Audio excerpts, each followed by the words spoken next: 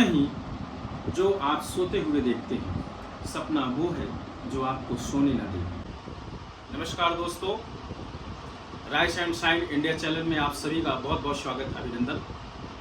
जहाँ पर हम बातें करते हैं हर दिन कुछ न कुछ नया सीखने के लिए, हम जहाँ पर बात करते हैं मोटिवेशन और एजुकेशन की। जैसा कि आप पहले ही मैंने एक क्लिप भेजा था जिसमें आगे हम बात करने वाले थे ड्रीम के बारे में। तो आज का हमारा सेशन है ड्रीम के बारे में। अगर बात करें तो बहुत सारे लोग हैं जिन्हें ये पता ही नहीं है कि आखिर सपना क्यों देखना है, और बहुत सारे ऐसे लोग हैं जो सपना तो देखते हैं लेकिन वो ये मानते हैं कि हमारा सपना कभी पूरा नहीं होता है। लेकिन आज हम विस्तृत बात करेंगे ड्रीम के बारे में। जैसे कि अगर देखा जाए तो इस पूरे दुनिया में लोग दो ही तरीके से काम करते हैं, या तो बॉस के डर से या तो लॉस के डर से। और इन बॉस जहाँ भी आदमी काम करता है, चाहे वो प्राइवेट सेक्टर हो, गवर्नमेंट जॉब हो, कहीं भी, वहाँ पर क्या होता है, बॉस का डर होता है। आप ट्रेडिशनल मार्केट में देखेंगे वहाँ लॉस होता है और उसकी वजह से लोग काम करते हैं। लेकिन ऐसी क्या चीज़ है जो हमें बॉस भी जहाँ पर ना हो और लॉस भी ना हो और फिर भी हम काम करें, और जहाँ पर लोग ऐसा काम करते हैं वो और सिर्फ होता है ड्रीम के बारे में बात करें तो सबसे पहले हमें ये जानना जरूरी है कि आखिर हमें क्यों किसी काम को करना है, यानी कि क्यों का क्लियर होना हमारा बहुत ज़रूरी है। अगर हमारा विज़न क्लियर नहीं है, क्यों क्लियर नहीं है, व्हाई क्लियर नहीं है, तो कैसे करना है ये हम नहीं जान सकते, ये हम नहीं पता लगा सकते। लेकिन अगर हमारा विज़न क्लियर है, हमारा गोल क्लियर है, हमारा टास्क क्लियर है, हमारा टारगेट क्लियर है, तो कैसे करना है ये साधन में आता है। और साधन आपका कुछ भी हो सकता है। और साधन के बारे में बात किया जाए तो साधन समय के अनुसार साधन तय किया जाता है। जैसे अगर हम आपसे बात करें कि हमें दिल्ली जाना है, तो दिल्ली जाना है तो सबसे पहले आदमी क्या चूज करेगा, क्यों जाना है दिल्ली।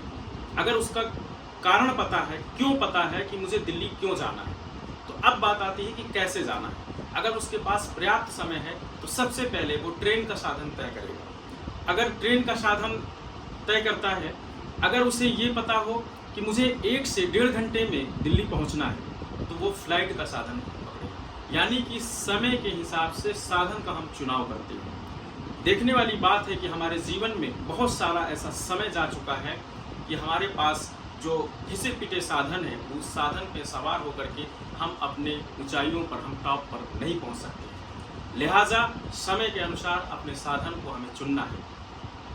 जैसे बहुत सारे लोग ऐसे हैं जिनको यह पता नहीं है कि हमें जाना कहाँ है।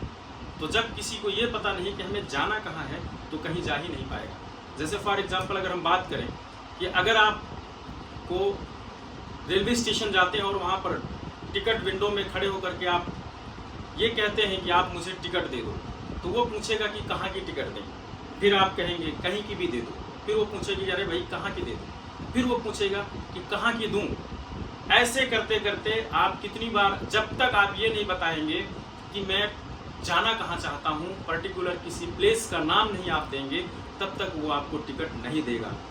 इसलिए हमारा सबसे पहले ये क्लियर होना ज़रूरी है कि मुझे जाना कहाँ है। और जिनका क्यों क्लियर होता है, एक चीज़ मैं यहाँ स्पष्ट करना चाहूँगा कि जिनका क्यों क्लियर होता है, जिनका विज़न क्लियर होता है, वो सदैव मालिक होते हैं। और जिनको पता होता है कि कैसे करना है, वो सदैव नौकर में आते हैं। जैसे आप देखिए कि रतन टाटा की अगर बात करें तो इनको पता है, इनका गोल क्लियर है, इनका टास्क क्लियर है, इनका टारगेट क्लियर है, इनको क्या करना है, क्यों करना है इनको पता है, लेकिन कैसे करना है ये पता नहीं है। और कैसे के लिए बड़े बड़े इंजीनियर, बड़े बड़े बीटेक, एमटेक पढ़े लिखे लोग आज कैसे के लिए उनके साथ, उनके नीचे, उनकी कंपनी में काम करते हैं।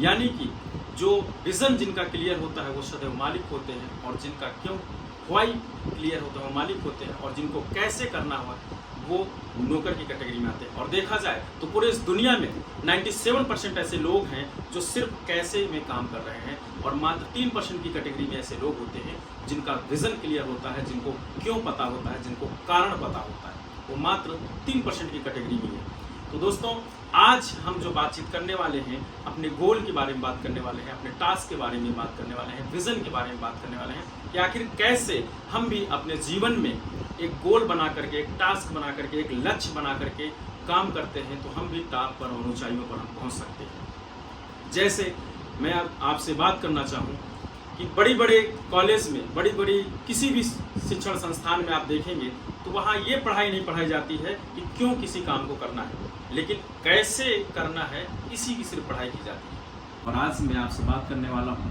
कि आप टॉप पर कैसे जा सकते हैं। आप भी अपने जीवन में सेम ऐसे ही जैसे कोई स्टूडेंट है, जैसे मैं आपसे अगर बात करूँ कि आगरे का ताजमहल सबसे पहले कहाँ बना, ऐसी बात है आप जवाब देंगे आगरा, क्योंकि मैंने जो क्वेश्चन किया है उसी में आंसर है। तो आप जाहिर सी बात है बात करेंगे, बताएंगे कि आगरे में बना है, लेकिन नहीं, आगरा का ताजमहल सबसे पहले शाहजहां के दिमाग में बना। अगर बात करें तो उसके दिमाग में सबसे पहले ताजमहल बना, इसके बाद फिर वो पेपर में आया, यानी कि आर्किटेक्ट के पास गया और वहाँ से फिर उसने मैप बनाना शुरू किया और तीसरे नंबर पर वो ऑन ग्राउंड आया और आज पूरे विश्व में अजूबों में गिना जा रहा है।